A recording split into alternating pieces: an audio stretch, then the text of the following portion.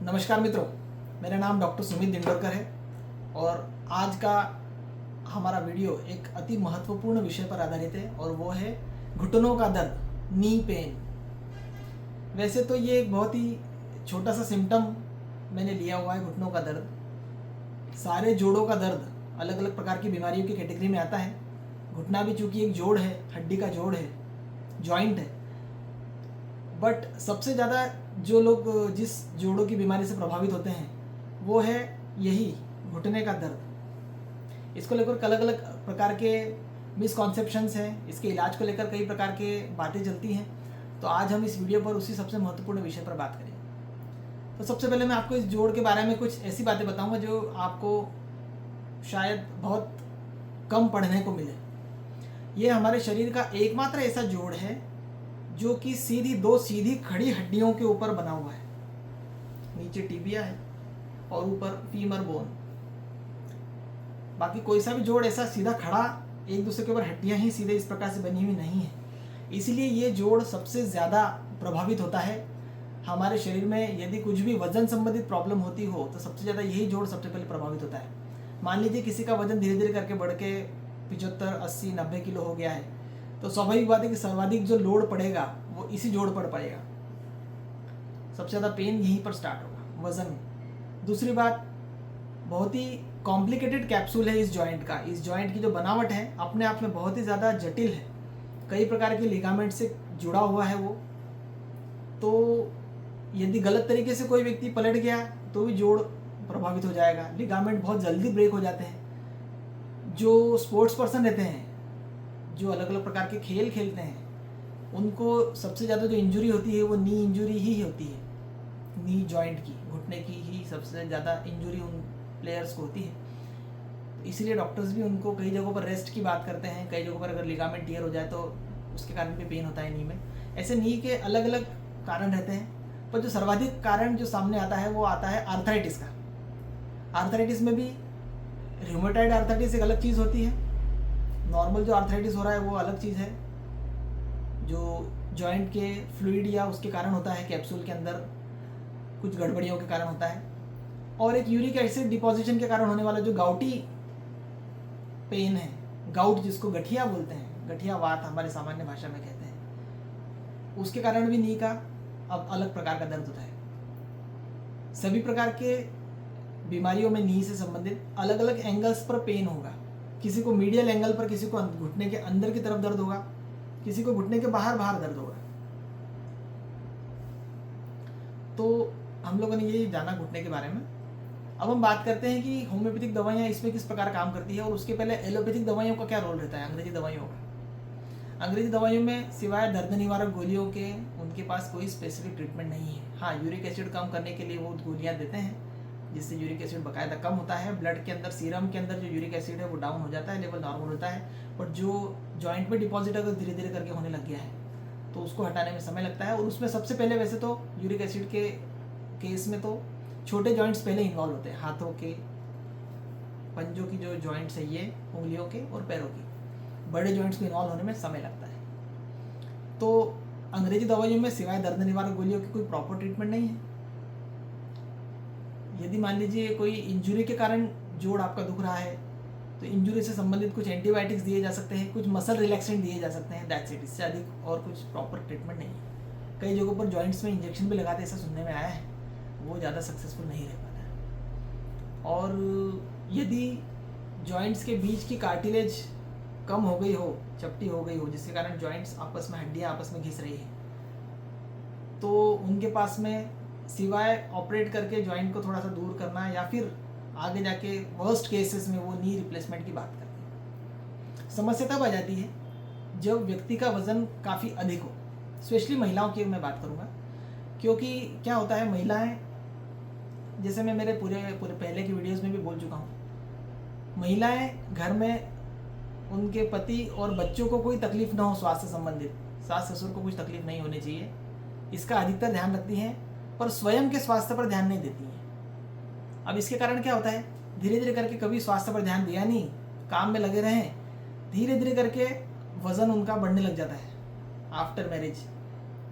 पहली pregnancy delivery के बाद, फिर सेकंड प्रेगनेंसी डिलीवरी के बाद धीरे धीरे करके जब महिला उन फीमेल की एज 40 के ऊपर होने लग जाती है, तब उनका वज़न न चाहते हुए भी 70-75 के आसपास पहुंचने लग जाता है। समस्या वहीं से शुरू होती है। 40-41 के आसपास यदि मेरे पास कोई महिला आती है घुटने के इलाज के लिए और उनका वजन ज़्यादा है, तो मैं उनको यही समझाता हूँ कि 45 की उम्र तक जब तक मेनोपॉजल एज नहीं हो रही है, नहीं आई, जब तक पीरियड जाने की एज नहीं स्टार्ट हुई है, तब तक आप एक्सरसाइज करके वज़न कम कर लीजिए, क्योंकि मेनोपॉज के बाद में ये संभव नहीं रहेगा। हड्डियाँ चूँकि वीक हो जाती है मेनोपॉज के बाद में, ऑस्टियोपोरोसिस हो जाता है, ऑस्टियोमलेशिया हो जाता है, हड्डियाँ सॉफ्ट होने लग जाती हैं, उसमें पोर्स बनने लग जाते हैं, कैल्शियम का जो मेटाबॉलिज्म है वो डिस्टर्ब हो जाता है। उस समय वो चाहकर भी एक्सरसाइज करके वज़न कम करने का उस समय स्टार्ट करना बहुत कठिन पड़ जाएगा। जब तक कैपेसिटी है, जब तक पीरियड्स रेगुलर आ रहे हैं, तब तक आप मेहनत करके, एक्सरसाइज करके, मेहनत नहीं कहूँगा मैं, एक्सरसाइज करके वज़न कम कर लीजिए। ऐसा मैं सारी महिलाओं को सलाह देता हूँ। यदि कोई फीमेल 45 के बाद में, जिसका पीरियड जा चुका है 45-50 की उम्र के आसपास, मेनोपॉज होने के बाद में काफ़ी वज़न बढ़ा हुआ है, 75-80 हो चुका है, कभी ध्यान दिया नहीं, और फिर वो जॉइंट के लिए आ रही हैं ट्रीटमेंट के लिए, किसी डॉक्टर को कंसल्ट कर रही हैं, तो एलोपैथी डॉक्टर्स तो बोलेंगे कि आप सीधे नी रिप्लेस करवा लीजिए। वो कितना सक्सेसफुल है उस विषय पर हम लोग अलग बात करेंगे। नी रिप्लेस करना भी एक सॉल्यूशन नहीं है। 10, 12, 15 साल वो जॉइंट चलता है अच्छे से, और उसकी भी बहुत परेशानियाँ पड़ती है। आप सोचिए, जब हड्डी के बीच में केवल एक ही जॉइंट है, नी रिप्लेसमेंट में तो दोनों नीज को दोनों तरफ से काट कर अलग से यहाँ पर जोड़ा जाएगा उस आर्टिफिशियल नी से, मेटालिक नी या जो भी जिस मटेरियल से बना हुआ है। तो ऑलरेडी 2 जॉइंट्स में पेनफुल है, और ये बहुत ज़्यादा कॉम्प्लेक्स स्ट्रक्चर हो जाएगा। सक्सेसफुल रहता है हालांकि कुछ कुछ लोगों में, पर सबके साथ में सक्सेसफुल नहीं है, इसलिए ऑपरेशन से जहाँ तक हो सके बचना चाहिए। तो यदि किसी महिला की उम्र 45 के ऊपर है, मेनोपॉज हो चुका है, वज़न काफ़ी बढ़ा हुआ है, तब प्रॉब्लम हम लोगों को भी पड़ता है, क्योंकि अब हड्डियों की क्षमता आपकी 55 किलो की है और वज़न 80-85 किलो का है या 75 किलो का है। तो ये 20 किलो का एक्स्ट्रा वजन लेकर अगर स्वस्थ व्यक्ति भी चल रहा है और यंग व्यक्ति भी चलेगा, तो भी उसी घुटने पे लोड पड़ेगा। तो अब तो जॉइंट्स ऑलरेडी कमज़ोर हो चुके हैं मेनोपॉज के बाद में, तो ऐसे में उनका ट्रीटमेंट करना हम लोगों के लिए बहुत कठिन हो जाता है। बट स्टिल होम्योपैथी में मैं आपको एक बहुत अच्छी खुशखबरी दूंगा कि होम्योपैथी में ऐसे लोगों का भी इलाज संभव है जिन लोगों को डॉक्टरों ने नी रिप्लेसमेंट का बोल दिया है। मेरे पास ऐसे पेशेंट्स हैं, बाकायदा डॉक्यूमेंटेड पेशेंट्स हैं, जिनको बाकायदा डॉक्टरों ने बोल दिया है एमआरआई करके कि आपको तो नी रिप्लेस के अलावा हमारे पास कोई चारा नहीं है। तो उन पेशेंट्स ने होम्योपैथिक दवाइयाँ ली और आज उनकी नीज़ पहले से काफ़ी अच्छी हो चुकी हैं। जैसा मैं मेरे सारे वीडियोज़ में बोलता हूँ, आप किसी भी पार्ट को रिप्लेस तो कर देंगे, बट यदि जो चीज़ें नेचुरली डली हुई है भगवान की तरफ से, जो हमको मिली हुई उपहार के रूप में जो अंग मिले हुए हैं, उनको रिपेयर करना ये बड़ा चैलेंज है। इसलिए होम्योपैथिक आयुर्वेदिक इन चिकित्सा पद्धतियों में इस प्रकार के एडवांस ट्रीटमेंट दिए जाते हैं। रिपेयरिंग के, जॉइंट रिपेयरिंग करने का काम होम्योपैथिक आयुर्वेदिक में ही होता है।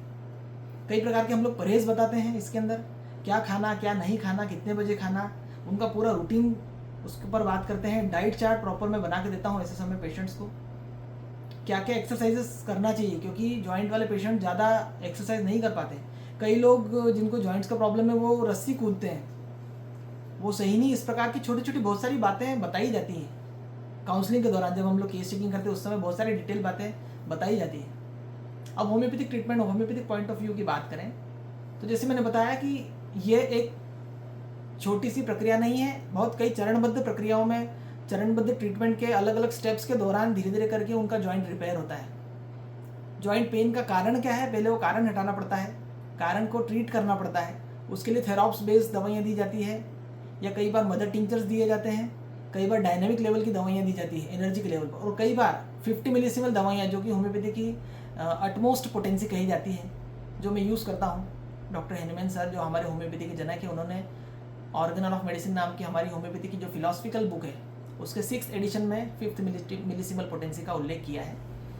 तो वो बहुत पिन पॉइंट काम करती है, उनका ट्रीटमेंट का उनका यूज़ किया जाता है ऐसे केसेस में, टिपिकल केसेस में, क्योंकि जॉइंट को रिकवर करना है, पैथोलॉजिकल चेंजेस हो गए हैं उनको रिवर्स करना है।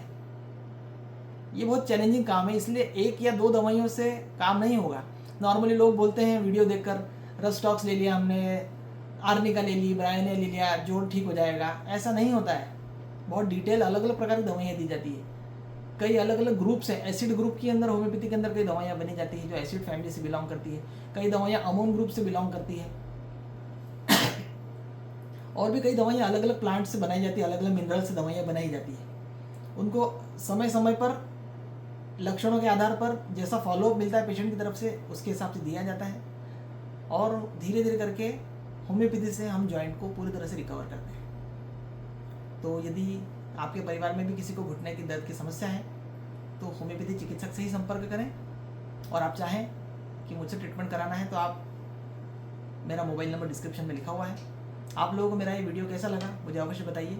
मेरे इस वीडियो को लाइक करें, वीडियो को शेयर अवश्य करें क्योंकि बहुत महत्वपूर्ण वीडियो है। किसी वृद्धजन का, किसी बूढ़े व्यक्ति को इस वीडियो के माध्यम से प्रॉपर गाइडेंस मिल सकता है, एनलाइटनमेंट मिल सकता है। और मेरे इस चैनल को अवश्य सब्सक्राइब करें। आप सभी को बहुत बहुत धन्यवाद। नमस्कार।